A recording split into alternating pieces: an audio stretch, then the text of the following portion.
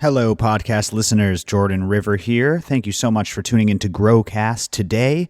I've got so much exciting news to share with you. First of all, if you want to win 3 months free in our membership program, GrowPass, you can now do that by entering to win. Follow us on Instagram and check out our race to 3,333 followers. And it's free to enter, and you can win a free GrowPass membership program, which is perfect because this week is GrowPass week, everybody. That's right. We're going to be sharing some episodes from our member podcast at our membership site, mygrowpass.com. Usually it's me and Wolfman rapping or me and Travers rapping, but I'm going to share some guest episodes today because they're really, really great, and you guys are going to love them. And yeah, it'll give you a little taste of the program. You get the podcast, you get all sorts of discounts, exclusive discounts. You've heard about those. We're giving away prizes. It's really cool. So I just want to give you podcast listeners a little taste this week and show you some of the cool grow content that we've been talking about over at GrowPass. Today's episode is with Stephen Raisner. Gotta love Stephen Raisner. This guy is awesome. If you haven't heard his podcast yet, Growing with Fishes, I demand that you go subscribe right now. It's incredible. He's truly one of the most all-around knowledgeable cannabis growers I've ever met. And his work in aquaponics is super fascinating and in microbial science, and you're going to hear all about it today. So I'm really excited for this episode. Before we jump in, let's give a little love to today's sponsor, Humble Garden Lenses, everybody. Just go to humblegarden.co. Promo code GrowCast gets you 15% off your lenses, and members of mygrowpass.com get 25% off, and they're giving away a bunch of filters to our listeners. You've seen these Humble Garden lenses, everybody. That's right. If you are growing under HPS lights, it's really hard to take pictures because of that yellow light. Well, Humble Garden has solved that problem with their clip-on HPS smartphone filters. They attach easily to your phone and give you crisp, balanced photos that showcase your garden the way it was meant to be seen. And like I said, our listeners get 15% off at humblegarden.co with promo code GrowCast. You got to get one of these guys. It's way, way easier to showcase your garden, and it's just a better way to go. Humble Garden Lenses. Every HPS grower needs one. humblegarden.co, everybody. All right. I guess without further ado, let's jump into this awesome GrowPass episode. Thank you all so much for listening. Enjoy the show. We're here with Stephen Raisner from Growing with Fishes and from aquaponic growing and just killing it in the cannabis industry. How you doing, Stephen? Good. How are you? Excellent, man. Thanks for having me on your show, Growing with Fishes. Love what you're doing over there. Yeah, man, I appreciate it. It was good having you on. It was fun. It's always a lot of fun when you have other podcasters on because their perspective is so much different. I know the last time it was really fun having you on and talking about shop and learning. And it's always fun. I feel like the podcasters are almost always a little bit more engaging because they're used to asking the questions all the time. So the conversations end up being very in-depth and they end up being very good episodes. So it was really fun to have you on. It's cool, man. I feel like the show's going well. Everyone go check it out. If you're listening to this and you're going to love Growing with Fishes, check out my episode, check out all the episodes because it's really awesome. But yeah, man, I'm stoked to talk to you. If you listeners haven't heard our last episode, I really, really enjoyed diving deep into aquaponics with Stephen. But you also just know a lot about growing, man. So today I kind of want to focus more on growing and some high leverage grow strategies to help the audience just grow better cannabis. You down? Awesome. Yeah, no, it's always a good time. We ended up getting into some pretty cool topics when you were on the show. I believe it was episode 163, if memory serves me right, last week. So it was a lot of fun. Last Thursday, I think it was. I'm loving it, man. And I just said we're going to dive right into the grow strategies, but I actually had a more generalized question that I wanted to ask you. In the world of aquaponics, kind of relates here. You're doing all sorts of consultation work. You're all over the place. You're traveling. What grow styles do you feel are trending right now? Are more people hopping on board with aquaponics? I see a lot of people switching to super soils. What's trending? I think the real big trends right now, one, aquaponics is exploding. And as a percentage of market share in the total market, it's still minuscule. I'll be the first person to say that. But you're seeing ridiculous terpenes profiles coming out of almost all the aquaponic producers. Once those guys get them dialed in, they're off to the races and they're, crushing a lot of the, 70-75% of the soil guys out there with terpene profiles. It's not even comparable. And then the other one is that the soil, and the one exception to that soil would be living soils. So living soils, the probiotic farming, pro-microbial farming, work people like Elaine Ingham, Chris Trump, those types of people, Dragonfly Earth Medicine, can't speak highly enough about them and all the amazing education that they put out. Those are kind of their methodologies, along with, and a large part of that is thanks to, Joshua Rutherford and Leighton Morrison, that for putting on the Science of Regenerative Cannabis conferences and bringing those communities together. Mm-hmm. But you're really seeing those, kind of taking the forefront, because those solutions with the living soils offer ways to handle a lot of the problems that you traditionally cannot solve now that we have hardcore pesticide regulations and everything else. And I'll give you a great example of this, is that you're seeing right now, especially in hemp producers across the United States, septoria.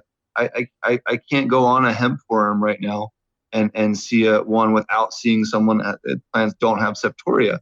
Wow. You know why people are getting septoria in a lot of these first-time hemp growers? What's that? Because they're growing on cornfields that haven't had, they've been spraying petrochemicals. They haven't been using any probiotics. They're putting broad leaf killer, weed killers, and all kinds of crazy shit down. I can't curse on this. I apologize. Yeah, you can. You can curse on this, man. But go ahead. Yeah. All kinds of crazy stuff down, and it's killing all the microbiology. And then it's allowing things like septoria or fusarium or botrytis or some of these other issues to really get a hold in that soil and live year after year after year on whatever crops are there. And then they come in with cannabis, which is extremely sensitive to some of these and really resistant to others.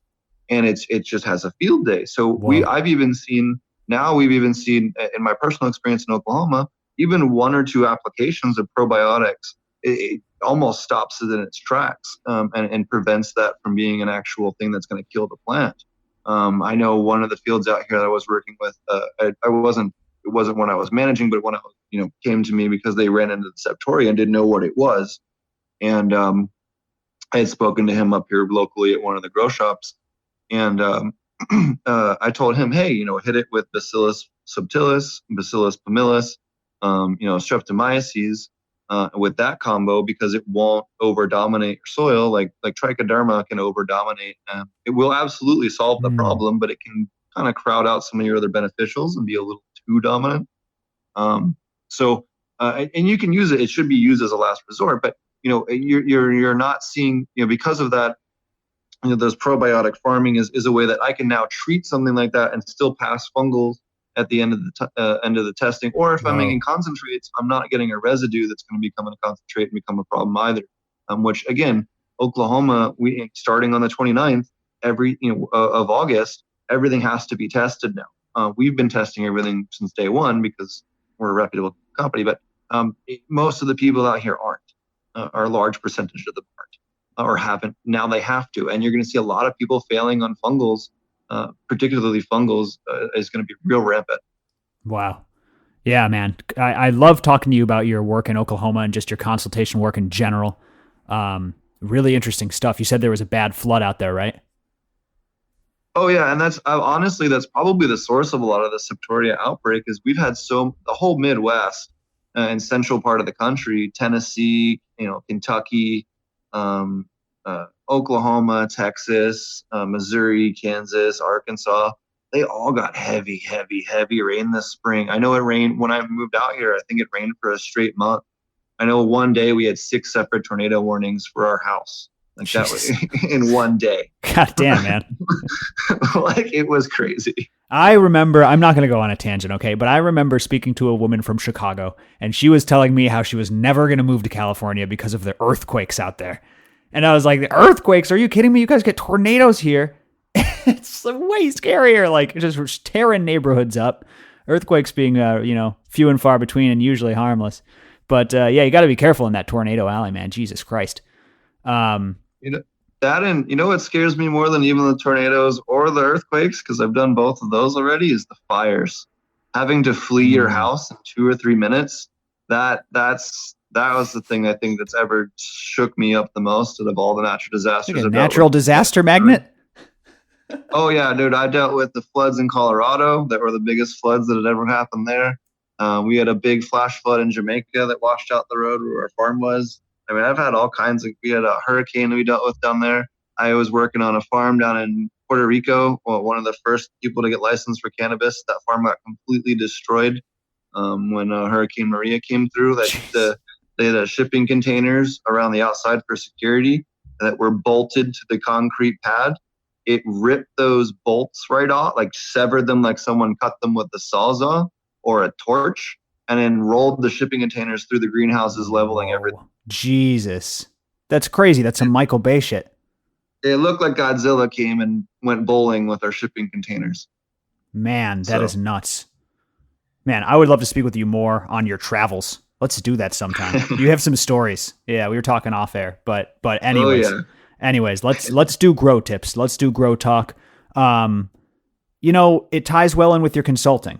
What do you see growers doing that they could be doing better? You do a lot of really beginner consulting stuff. So I'm sure you see a lot of egregious stuff. You've in fact described to me some pretty egregious stuff at high scale operations. But I want to talk about mistakes that even more experienced growers are making, oversights they're having where they could really be improving their game. I would say, and this is one that even like I wish I do more of, even is that, especially when you're putting plants out in the beginning of the year, hitting them heavily with, especially for an outdoor where you're in these more humid areas, especially like the south and central part of the country, is just hitting them with probiotics and making sure you're getting out there and hitting them with your compost teas or your particular microbes to prevent these things from getting established in the first place. And then even doing it in your initial soil mix in the beginning, like not way before the plants and roots are ever even in there. Getting that active and in there and defending everything way beforehand. Same thing with nematodes. You can put them in when you're doing your initial soil mixing, you're blending in the beginning of the year. They'll live in that soil the whole rest of the year. That it's a great thing for you to, do and get handled ahead of time. And that's really something I think that people could do and save themselves a lot of hassle and a lot of, especially fungal prevention, I think would go a long way towards doing that. And even, tractor spraying if you're doing field hemp, and hitting it with probiotic stuff, particularly labs and then some of the, Bacillus subtilis, being the two that I think really make a huge difference. And then to a lesser extent, IMOs, like liquid IMO would be probably number 3 in that list. Well, I was going to save this for later, talking about specific products, but aside from the microorganisms themselves, can we talk brand names here? I mean, I know Mammoth P is a really big brand name. Wolfman is a big fan of the Microbe Life line, Photosynthesis Plus, products like that. We're partnered with Fish Shit. What do you like as far as microbial products? Sure. So I did testing on 2 of the 3 products you just mentioned when I worked at the aquaponics source. And we actually tested Mammoth P all the way up to 10% of the aquarium water and had no negative impacts on the fish, and the plants did just fine as well. Mammoth P has been one of the best phosphorus chelating microbial inoculants we've ever found for aquaponic systems, and it is now being used in most serious commercial operations in the United States in their mineralization process. And that phosphorus chelation is why it's so effective in flowering.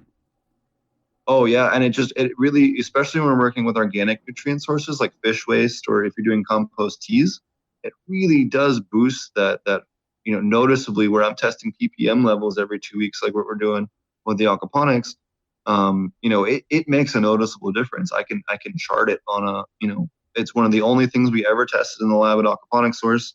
That and the other one the other 2 that we ever had that made a noticeable difference in tissue samples was Recharge from the guys over at Dugrows. Sure. And then Transport by Optic Foliar. And when we combined that with minerals for foliar feeding was the only thing that really increased tissue ppms by any serious thing. So all the testing I did, at the aquaponics source, we had 3 separate systems. Each of them were around 650 gallons. And we did side-by-side comparisons, and then we'd send in the water samples and then tissue samples for basil, tomatoes, lettuce, and sometimes we do other crops as well, depending on the run. And we were able to do lots of different tissue sampling and testing with all kinds of different products because people wanted to know, hey, can I market this for aquaponics, or can we not market this for aquaponics? It was one of the services we provided, so we were always doing this kind of internal testing, and that's where a lot of my information and knowledge came from, is a lot of the stuff that they were doing, That's at really least in cool. the beginning. So you stand behind Mammoth P, especially for the phosphorus benefits and the yield. But when you're talking about these early stage microbials, what do you like to use there? Something closer to like a compost tea or an FFJ or whatever it's called. Oh yeah, I mean, if I'm brewing my own, I'm a big fan of IMO. 1 through 4, depending on what you're doing. If you're familiar with KNF, liquid IMO would be another good one. Labs. I have a really good YouTube series on different ways to make labs. If you're stuck in the middle of say for example, if you're stuck in the middle of Philadelphia, where I grew up, it's not probably a good idea for me to try and gather labs. If I live on like a row home, how am I supposed to collect labs without getting a bunch of who the hell knows what into that sample? It's just not gonna happen. Mm-hmm. So you can go to your local drugstore and go to the probiotic section, or go ask the pharmacist. They'll generally have a refrigerator in the back for probiotics after people take heavy antibiotics. It's not prescription, it's just in a fridge behind the counter. And they'll sell you those, and you can pour that right in a gallon of milk, put it on the counter, and wait 3 days, and you'll have labs. Like Whoa. you don't have to go crazy and pull your hair out, and you don't have to go, and to the middle of nowhere forest to get some super zen labs from, the air in, northern Alberta. You could absolutely do something as simple as go to your drugstore. Absolutely. And when I say that, I mean, like, they're not identical, right? So like the one you'd get from the drugstore will still do a lot of plant beneficial stuff. But if I was going to do something for long-term no-till soil type stuff, yeah, I'm going to probably do something more traditional, the way that Chris teaches it. But and he's got a YouTube series on that. I'm sure And you've had him on. that's the KNF. You're talking about the Korean Korean natural farming, not national farming, and the Yes. indigenous microorganisms, the IMO. Yeah, no, Korean national farming is what they do in North Korea. No, those practices are less fun.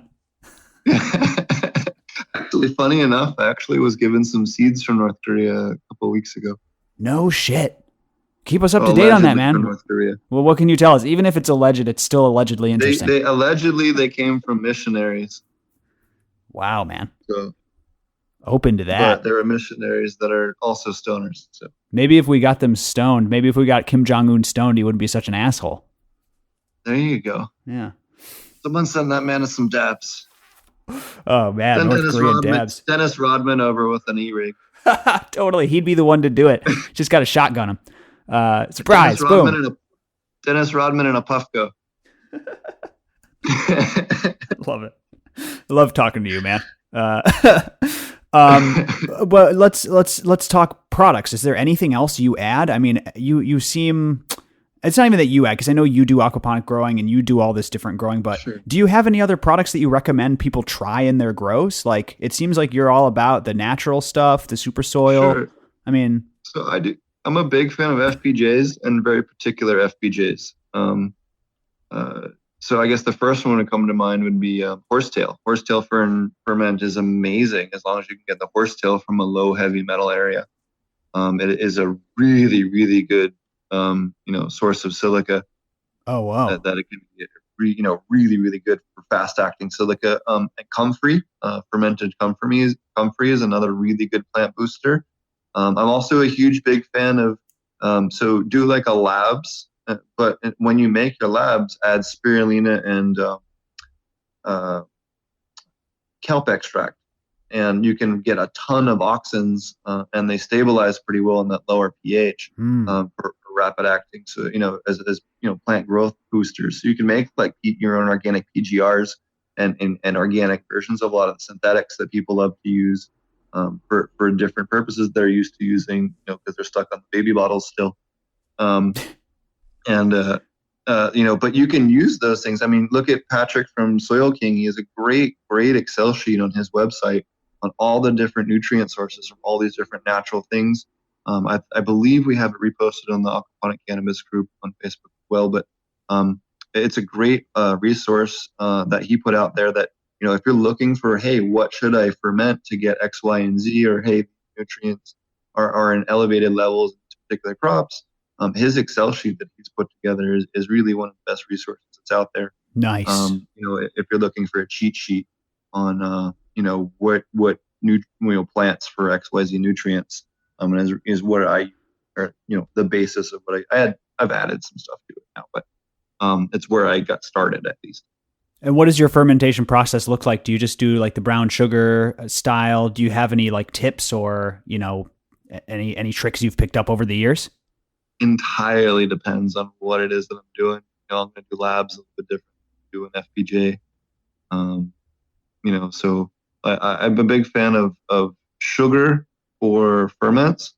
But if I'm going to do like IMOs, with the one exception being like IMO 2 seems to work a little bit better with molasses and sugar. Was IMO 2 or 3? I think it was 2. Sorry, blanked out on that one for a minute. Smoked some really good rosin right before the podcast. Oh, I'm jealous, man. It's that Oklahoma rosin. I love it. Actually, yeah, I was blown away to find some bubble rosin. Went out to dinner and there's a dispensary next door and popped my head in, and they actually had some nice bubble rosin and live bubble rosin for $120 a gram. I was like, yeah, Jesus, I like rosin. I don't like rosin that Christ. Much. Holy cow. Bubble rosin is going for 90 a gram now. Regular rosin is 60 a gram. So gram of bubble hash, they're getting $60 in Oklahoma, which to me was kind of completely fucking insane because you can get bubble for $7 to $8 a gram in Colorado. Totally. I don't understand how there's that much of a I still don't understand. But there's no trim, and nothing's cured. Like none of the stuff that's for sale, not none, but the vast majority of stuff that's sold to dispensaries is not cured. You almost have to cure it yourself. So is it just right off the line, fresh and dry, but still uneven as far as the moisture quantity within the nuggets? Yeah, I mean, it still smells like grass. It doesn't have its smell yet. A lot of times. So we have a dispensary down in Glenpool and Kind Alternative, and 95+% of the stuff that comes through the door is not something we want to put on the shelf because people come in every day. We probably get 3 to 8 people trying to sell us stuff. All right, before we jump back in with Stephen Raisner, let's give a little love to today's sponsor, the amazing Dr. Zymes, everybody. Just go to drzymes.com, DoctorZymes.com. Promo code GrowCast10 gets you 10% off your entire order. And members of MyGrowPass.com get 25% off their pest control, and they're giving away a bunch to our listeners. So cool. To our members, that is. The amazing Dr. Zymes Eliminator is a revolutionary green solution that kills and eliminates soft-bodied insects, molds, and mildews on your indoor and outdoor garden. It's a proprietary formula. And listen, this is incredible, guys. There's no residue left by this stuff, okay? This is enzyme pest control. This is not pesticide chemicals. It does not show up on any tests. It leaves no residue. It's completely OMRI listed and organic. It is a perfect part of your IPM strategy. So you got to check it out today and check out their enzyme multipurpose cleaner. Also very useful around the garden. DrZymes.com, promo code GrowCast10 for 10% off. And MyGrowPass.com when you're ready to save 25% off of your Grow's pest control, everybody. All right, let's get back to Stephen Raisner. Yeah, well, let's talk about that, man. Let's talk about quality. Let's talk about growing quality cannabis. Do you have any advice for my growers? I mean, the synthetic growers might recommend a product, but I'm looking for more grow strategies here. Do you play around with like low temps or any like late harvest stressors or just any advice for quality cannabis? Absolutely. I would say you want to maximize the microbial diversity as much as possible in your system with ways that are not going to be pathogentic or ways that are going to try and heavily compete with each other.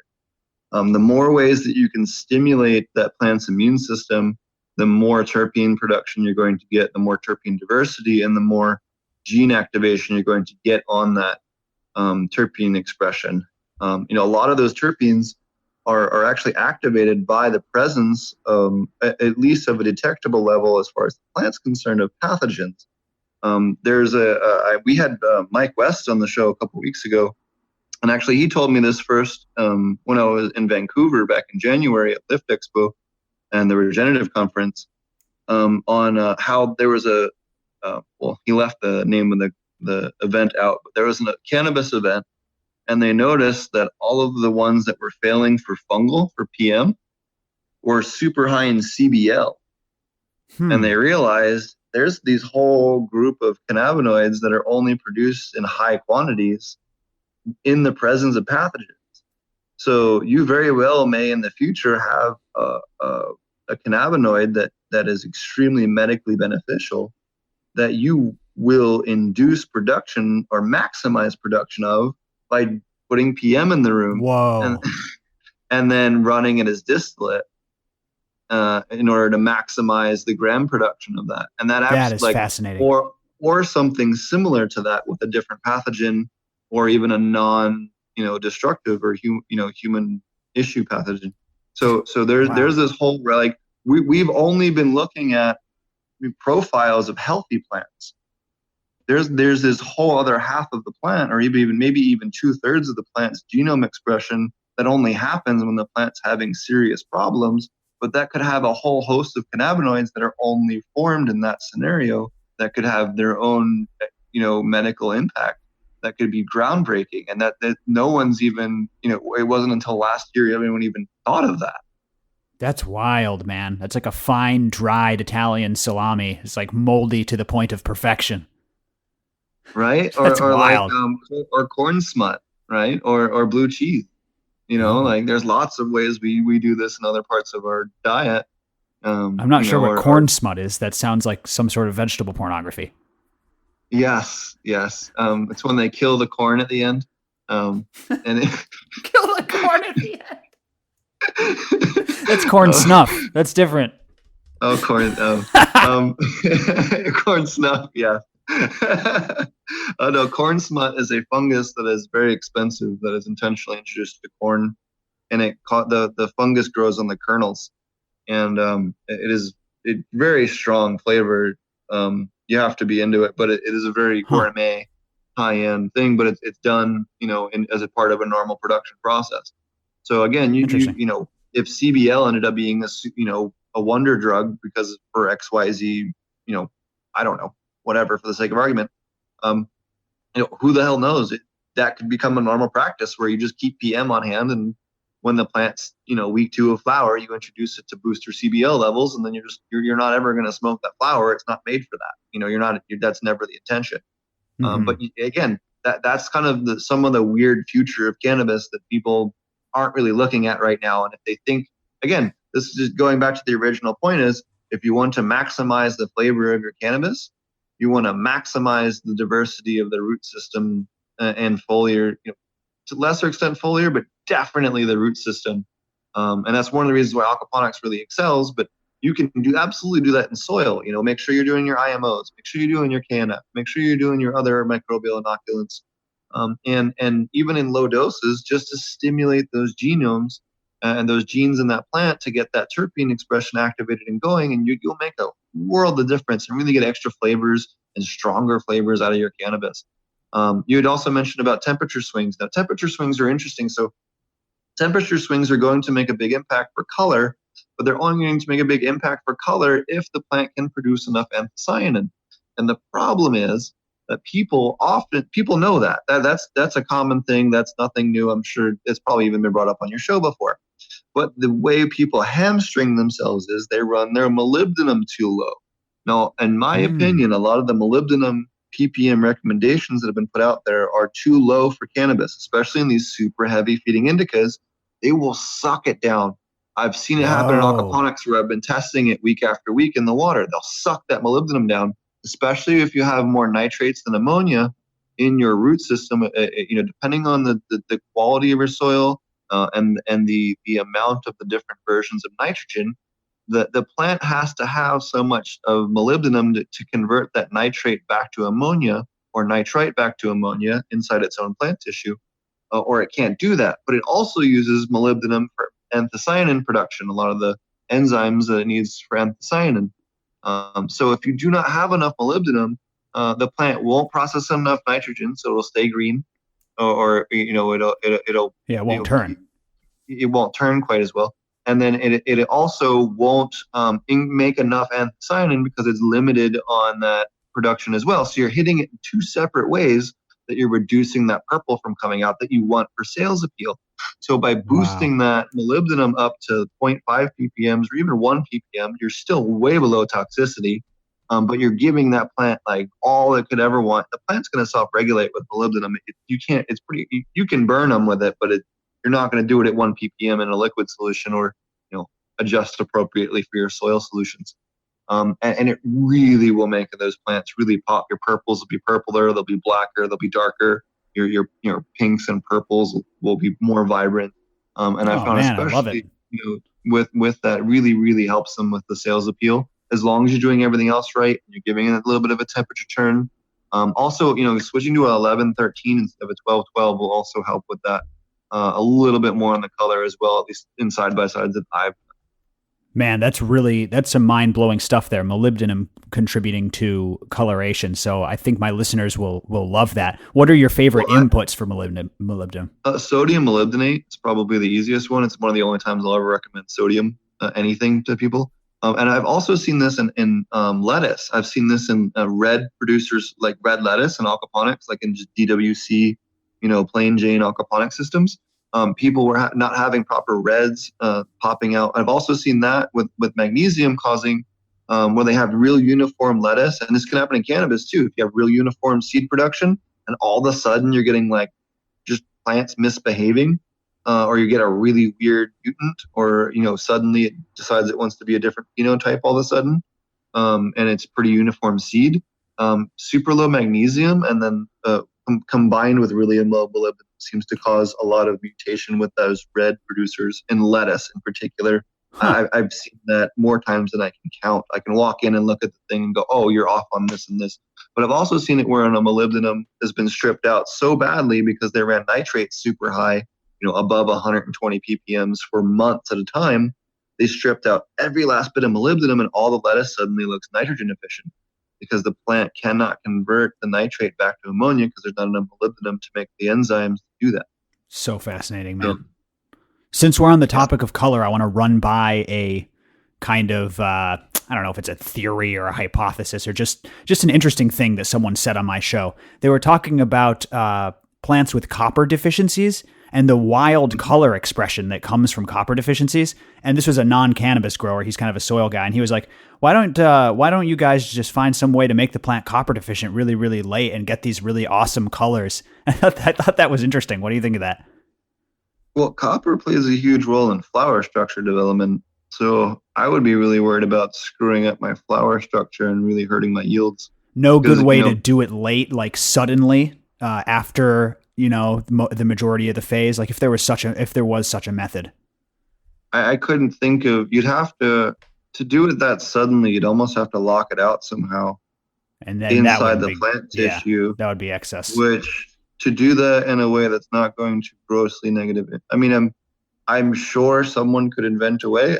Ask Colin. Colin, if anyone knows the answer to that, it's probably Colin Bell. But I'm certainly not like recommending its effectiveness, but when he said that, I was like, because people are really after some of these colors, and these copper deficient plants can have all sorts of nutty reds and pinks and golds. It's funny. So we did a bunch of work trying to replicate some pretty peculiar nutrient deficiencies that people were claiming to have in the lab. Some of these nutrient deficiencies strip out like just copper or just manganese. Like, try to go find a picture of a cannabis plant that is solely deficient in manganese or solely deficient in copper. Yeah, good point. Solely deficient in molybdenum.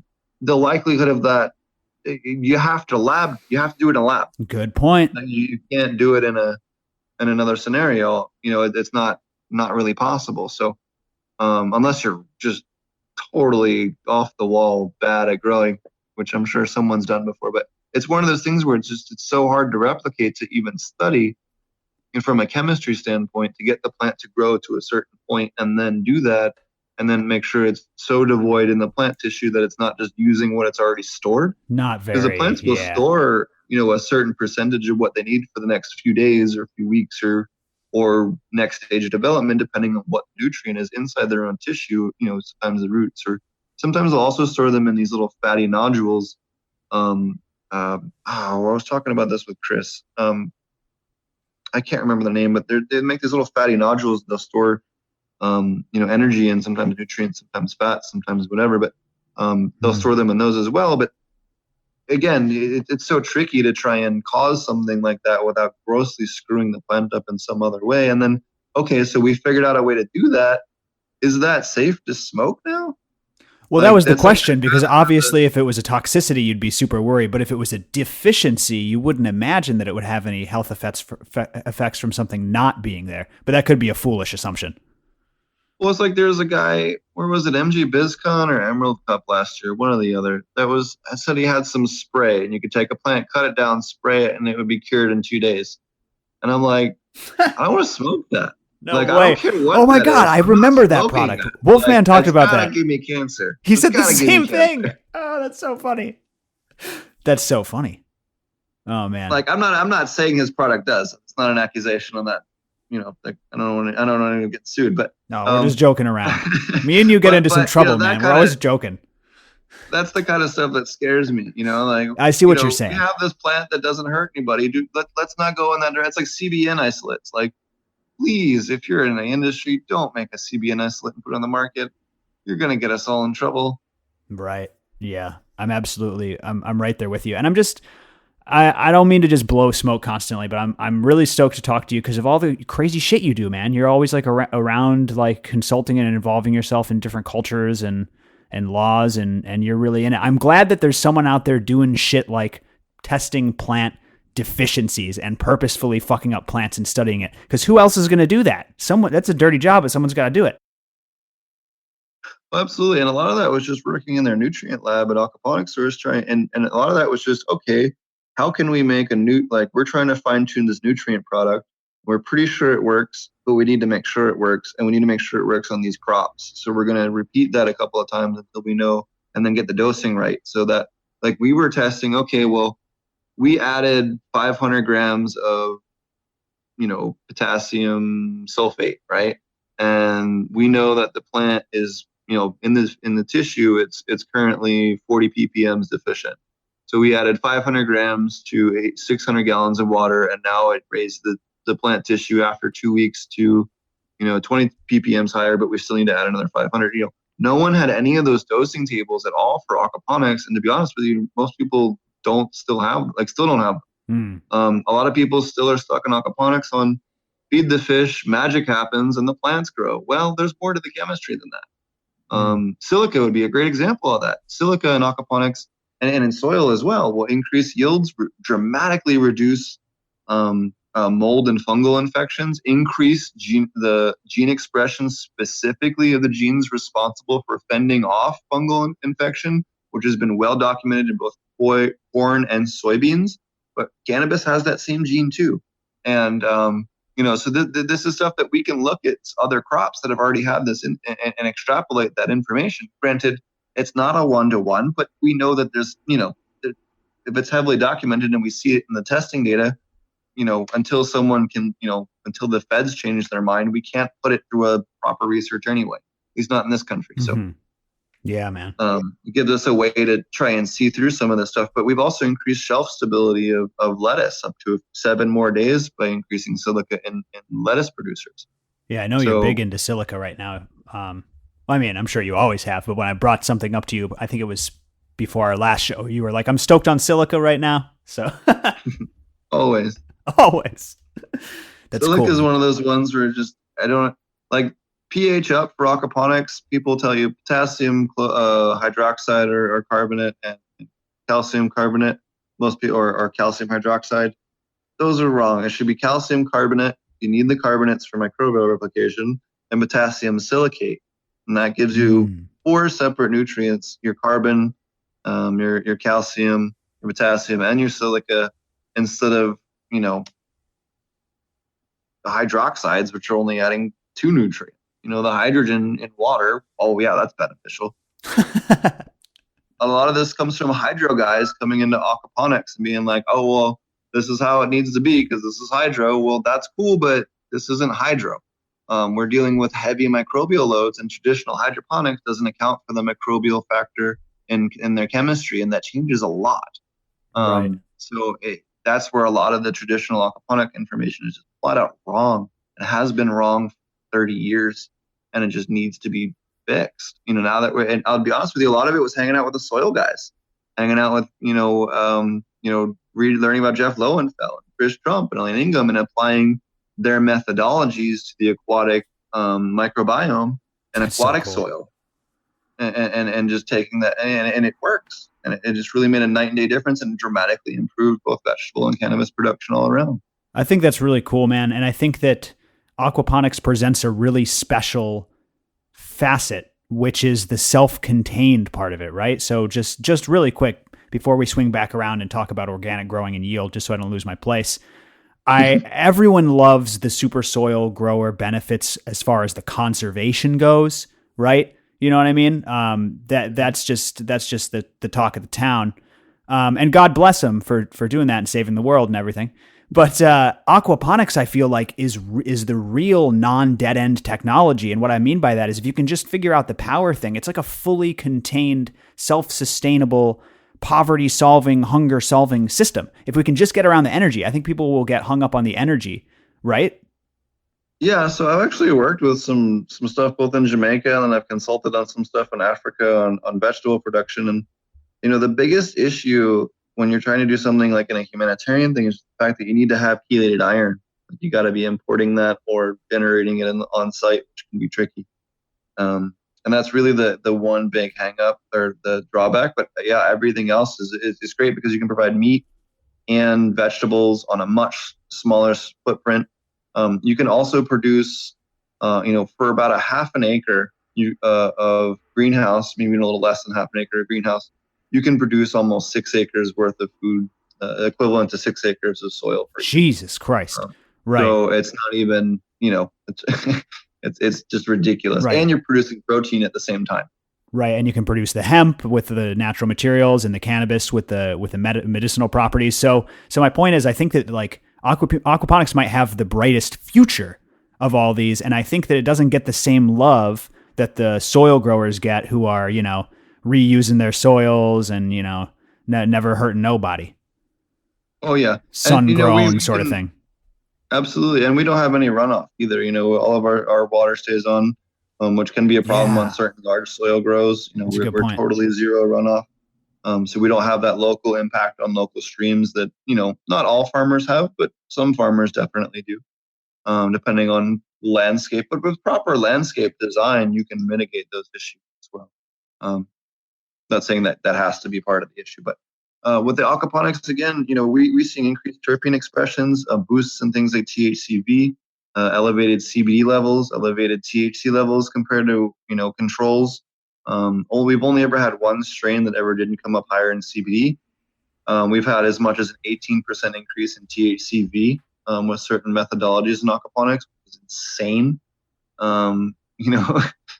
But there's no one else that I've never seen. Like we've had strains come in, north of 15% terpene, which I have labs through SC Labs in California.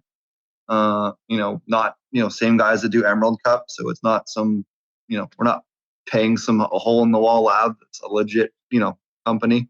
Right. So just really wild stuff that you're not seeing yet in the soil. And again, why is that happening? Because we have aquatic microbes and terrestrial microbes, both stimulating that plant's immune system, increasing the maximum amount of ways that plant's immune system is going to wake up and try to produce different terpenes to fend off different things, even though maybe it's just stimulating it and not attacking the plant, but it still, gets that immune system going. And then really, again, that's kind of what I was going back before earlier is we can do that with the dual root zone setup. You can do that in soil just by diversifying your microbes more. It's all about the diversity. And, it kind of ties back to a lot of stuff that I'm learning about health. A lot of these allergy experts in the field of health are completely reversing what they've been saying, which is keep your kids away from peanuts until they're like 3 or whatever. And now they're saying make sure to give them peanuts. I mean, this is a switch that's literally happening right now. You're going to see it happen over the next few years. Experts in the field of allergies are going to change their tune and say you need to give your kids the stuff, the hard stuff, early to build up their strength. Yeah. Yep, so it makes perfect sense. And with that too, I'm glad you brought up allergies. A lot of people that think they're allergic to cannabis are actually allergic to a terpene that's in it. And there's a lot of documentation. People know a lot of terpenes that people are allergic to. Lots of people are allergic to grapefruit, mangoes, bananas. That is interesting. We could go down a long lemons, citrus, seafood, I just spoke with all of those yeah. things are found in cannabis, or have a similar compound in cannabis that can set people off. Maybe not seafood, but certainly the limonene. I worked for a guy that was putting a farm up that was deathly allergic to limonene. Loved cannabis, couldn't smoke anything that had limonene in it. That's nuts. I just spoke with Jason Lupoy from Terpenes and Testing, and that's exactly what he was saying, is that some people are allergic to limonene, and that you got to get a handle on this stuff because it can actually, this is serious stuff. Right, but bud tenders need to be aware of that. I've never heard of bud tenders tell me that. Yeah, good have point. You ever heard of bud tender that knew about terpene allergies? No. But that's something that's this is important point of sale consumer health stuff that needs to be addressed. But we don't have any testing for any of this stuff because it's all federally illegal. You can't do any research on this type of stuff, but it's important. And you can even have imagine if you're a cancer patient, you're suddenly, you think you get told you have 2 weeks to live. So you go to the store and you buy a syringe and take, you wash the thing online. It says take a gram the first day. The hell's going to happen to you if you just took a gram of something that had limonene in it? You're deathly allergic. You'll be the first guy that died of weed on the news, and they'll make a big deal of it. Good point. Even though it was never the weed at all. It was the limonene, And that's why we really need to dig into this stuff more. And I'm interested in things like CHS as well. And that's a whole nother topic, but I'm so fascinated to see where that goes, hyperemesis and all that. But I just had somebody call me with that and ask me about the symptoms of it. And you can tell if you have true hyperemesis syndrome because hot water is the only thing that works. Right, that's what I've heard. Whereas if it's azadirachtin poisoning will not respond to the hot water. Interesting. Yeah. Yeah. I mean, I'm looking to get an expert on the show. We've been working on it for a while. It seems like they're few and far between. So stay tuned for that, everybody. But let me know if you find one. I've looked pretty hard too, and there's lots of different information from people that claim, some of them are even doctors, but just piecemeal anecdotes. Yeah, 100%. We can't science behind it. We can't find a doctor who comes out, and we can't yet, but hopefully we will soon. So we got people digging in on it. Stay tuned for that, listeners. I wanted to touch on something you said earlier, though. It was about yield, and it was about organic growing. And listen to that negative connotation I had with that downward slope. What do you say to people who say that organic growing, it doesn't provide as much yield? And do you have any advice for organic growers to get more yield? Yeah, I think the reason why people say that is just because they're used to, plastic hardened PGR filled nugs that feel like rocks. That's not what cannabis is supposed to be. Not only that, good luck growing that in Oklahoma with 75% average humidity and not getting fusarium. Not going to happen. Oh, wow. You have to grow that indoor. Think about it. You need an airier, more fluff, slightly more, breathable bud. You don't want those hard nugs, those big, massive. I would never grow God bud or some of those super ultra chunky ones that are or Hulk or Bruce Banner, that I could get away with growing in Colorado because the humidity is too high. They just rot from the inside. Would never make it to harvest. So it's choosing the right cultivar for your climate would be number one. Or for your climate, if you're doing climate control, then making sure you have something that's going to do well in that, whatever your climate control is set to. But that would be number one. And then it doesn't matter if it's organic or non-organic, that's going to be a big thing. And then, again, like we talked about earlier, you can make some organic, there are organic PGRs, the one I was talking about with the labs plus spirulina plus kelp extract. That's a great organic PGR that accelerate and get you some bigger buds. You don't have to go to synthetic ones. There's all these organic ones that are perfectly fine that you can use to replace the stuff that you're used to using and doing that. But organic, I haven't seen a big reduction in yield. I mean, I've been growing organic now since 2012. Maybe we use one or two inputs that aren't certified or OMRI certified, but it's a mined thing. If it comes out of the ground and it's mined, that's organic. You know what I mean? This is crazy. Yeah, and that's what I hear a lot. It wasn't dug with a certified organic shovel. Like, I don't care. Yeah. That's what I For hear a lot intensive from organic purposes. growers, though, is that they didn't lose that much at all Oh, not at when they all. And you'll switched. get the flavor difference will just be, you'll never go back. The terpene levels are just, forget it. Forget it. The, Oh, the, man. like I love the it. strongest cultivar I smoked last year was from Dragonfly Earth Medicine. It was 16%. And it got me so high I could barely talk. That's what I'm saying, man. It's about the balance. It's not about that THC number.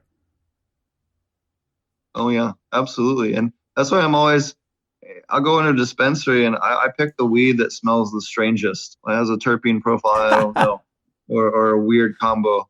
Like we have what is it? Our Durban Sunshine that we have growing right now smells like hickory smoked barbecue. It's the weirdest terpene profile I've ever smelled in a live plant, but it smells genuinely like hickory smoked barbecue. It's the weirdest, but it's weed and it smells like barbecue. Right. Or were you the one that was telling me about the one that smelled like onions? Or I don't know. I had someone on recently, the onion strain, and that's fascinating stuff, man. I love hearing stuff like that. Oh, that's we were talking about tips too. Stem rubbing, stem rub like somewhere on your plant.